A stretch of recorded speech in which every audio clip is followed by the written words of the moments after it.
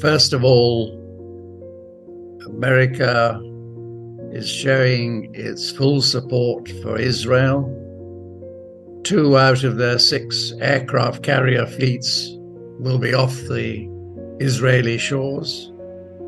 They've flown in their 101st Airborne Division from Romania into Jordan. There are rumors of 2,000 US troops going to be on the shores of Israel. Then you have an American airplane that collects samples of any nuclear activity flying up and down the Iranian coast.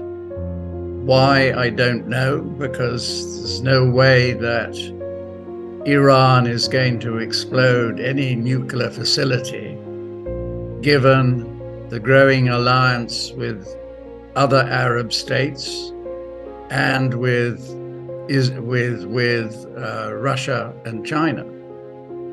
So is it going to be a false flag operation, many of which we've seen before?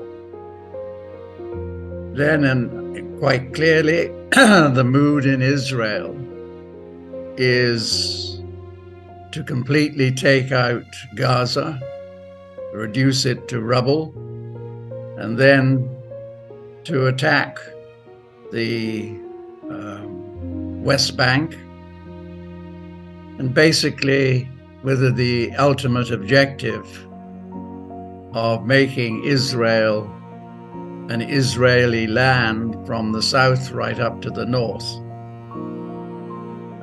Whether that succeeds or not is a different question. What you're seeing now is Hezbollah doing some minor attacks on the northern front. What you're seeing also is the start of a bombing campaign against Damascus, hitting the 2 airports there.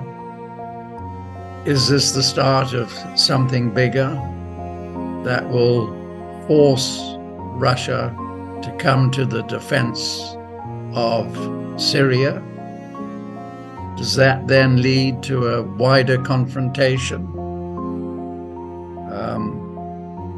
But the moving parts have such huge potential consequences. And if I had to sum it up, it's very simple, which is that what's under threat from BRICS is the end of the dollar hegemony, and therefore the end of America's dominating role in the world. So if that is how Washington sees the future, how will they react? They're not going to sit back.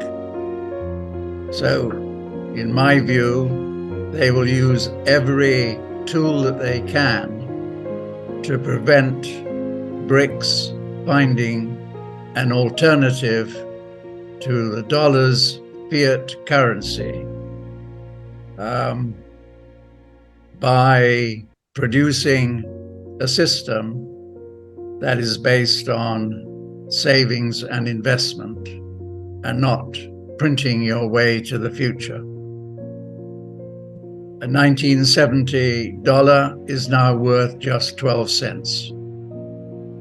So this is what BRICS Plus, which includes several oil-producing countries, are trying to achieve, which I think they will, unless first we get into war, which I think is quite possible, not now, but sometime in the next 2 to 3 years. What's happening in Israel, if it draws in Russia, which then means that you are going to have a confrontation, a war between essentially the BRICS countries led by China and Russia versus America and other G7 countries.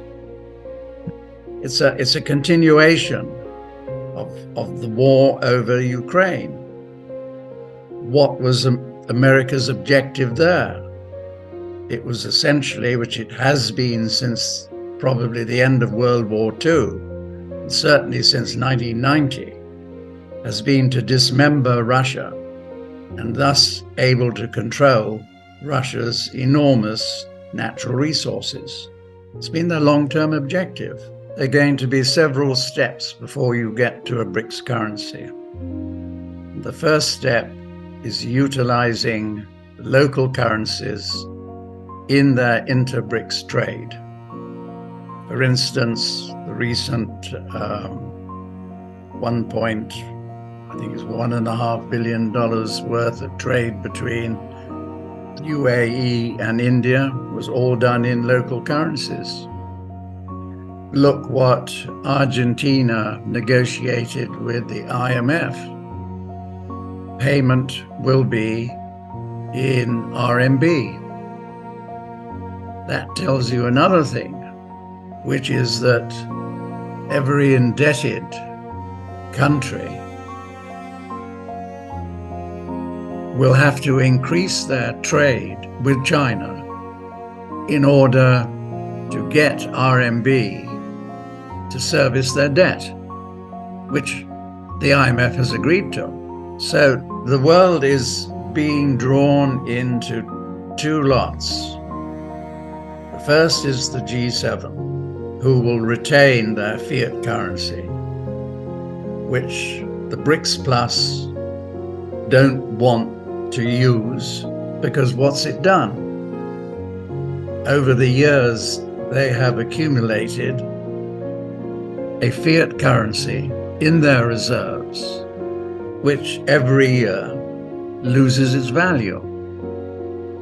So stage one, the development of local currencies.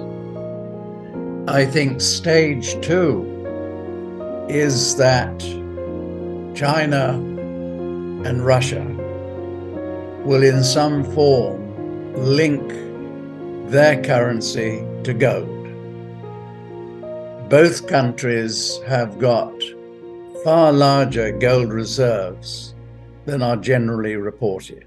China has probably, from what I pieced together, got over 50,000 tons of gold, about half of which is owned by Chinese households and institutions bought off the Shanghai Gold Exchange since its inception, which I think was 2006. So that's a lot of gold. And anecdotally, I can confirm that other institutions in China, other than the PBOC, own a hell of a lot of gold, which includes the PLA. And Russia has north of 12,000 tons.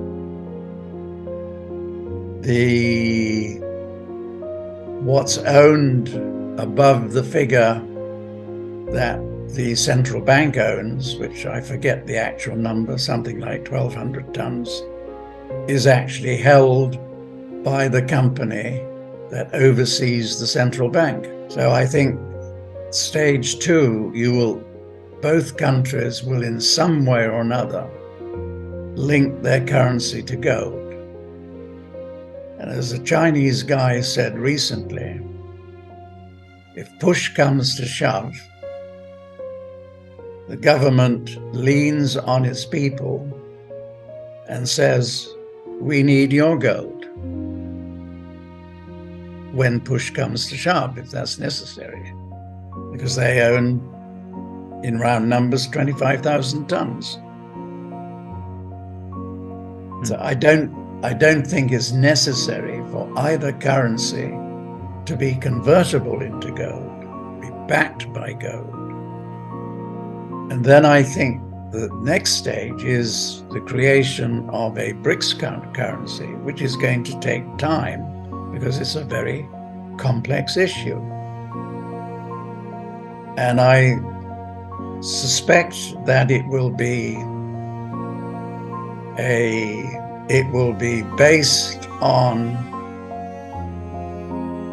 the the currencies or the bond markets of the BRICS countries, and therefore indirectly, given China and Russia's dominance, indirectly linked to gold, but not directly.